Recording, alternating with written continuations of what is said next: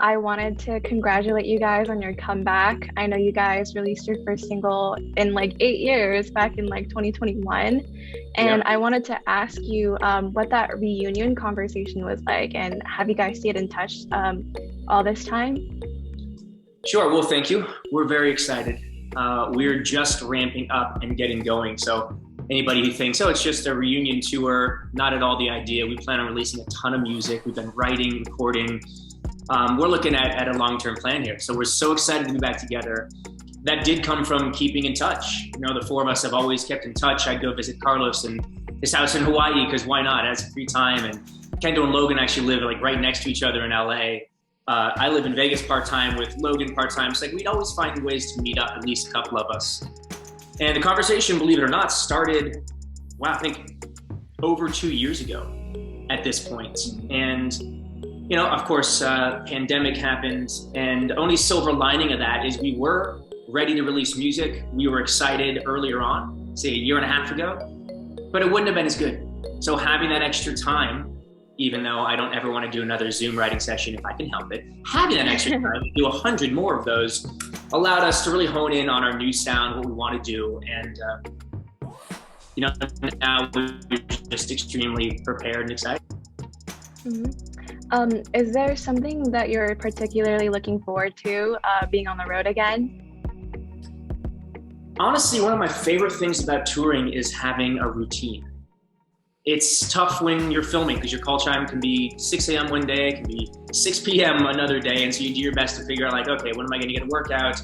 When am I going to get food? How do I maintain some semblance of a routine? And even though you're in a different city every day, when you're doing a bus tour like we are, there's no fly dates until we start doing Mexico and Latin American dates. It's awesome because you go back to your same bunk, you have your same suitcase. I'll have my dog with me for most of it. And you can pretty much figure out like, hey, every day, whether I arrive at 6 a.m. or 10 a.m., my first rule of business is going to be, you know, getting food from catering and then getting a ride to the gym. And then I can block out, I'm taking half an hour here to read a book. As silly as it sounds, my life is so all over the place, all four of ours are, that having that routine, those few months of this is what's going on pretty much every day is kind of awesome. Are there any specific songs from back in the day that you're the most excited to perform on stage? Yes, I can't give away details, but I will say I spent about 3 hours on conference calls this morning with the boys on our team, putting together the set list, and we've already started reproducing some of the old music. So you're going to hear a lot of old songs. We're going to play some classics. We're going to play bits and pieces from a lot of albums, but most of them with full production are going to feel fresh. And I know you guys are also going on tour with Dixie D'Amelio. And I was wondering if you guys were planning on making any TikToks together and if you guys had any like specific ones in mind. You know, we just started getting into the TikTok game. We made a lot of ridiculous ones in Miami. Just posted another one today. You know, we're super down. She's one of the biggest there is, you know, so we mess with her every time we see her, like, hey, teach us how to TikTok. And she laughs about it because she's like, it's not that hard. I'm like, I get to you that it's not that hard. You can just post a picture of your face and it gets 10 billion likes. For us, we got to be a little more creative, and we are a little bit more old school in that we're used to full-blown production and long-form content. So we're having to adjust the way we do things. We still like to shoot on nicer cameras and get like proper shots and edit them.